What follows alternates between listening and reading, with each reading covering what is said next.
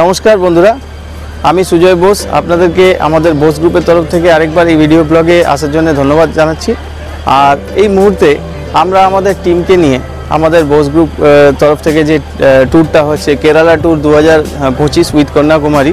তো এই মুহূর্তে আমি দাঁড়িয়ে আছি সেই জায়গাটায়, যেটা ভারতবর্ষের লাস্ট একটা পয়েন্ট, যেটা হচ্ছে কন্যাকুমারী। তো কন্যাকুমারীতে আপনারা যেহেতু জানেন যে এখানে দুটো জায়গা আছে, বিবেকানন্দ রক মেমোরিয়াল আর একটা হচ্ছে তিরুভাল্লাভার যে কবি ছিলেন, তামিল বিখ্যাত কবি, তার একটা স্ট্যাচু এখানে বানানো আছে। আমার পিছনে আপনি দেখতে পাচ্ছেন যে এই যে তিরুভাল্লাভার এনার যে একটা বিরাট স্ট্যাচু এখানে আছে। আর আমাদের ক্যামেরাম্যানকে আমি বলবো একটু একটু করে দেখাচ্ছি। যেমন এটা হচ্ছে আমাদের সেই তিনটে জায়গার মিলনস্থল, আমরা সেই জায়গাতেও আসবো। এটা হচ্ছে ওইখানটায়, একটু পরে আমরা যাচ্ছি। তো আপাতত এই বাস ওয়ে ওয়াক আর কি, তো এইটা দিয়ে আমরা যাব, এখন গিয়ে ওখানে অবধি পৌঁছাবো।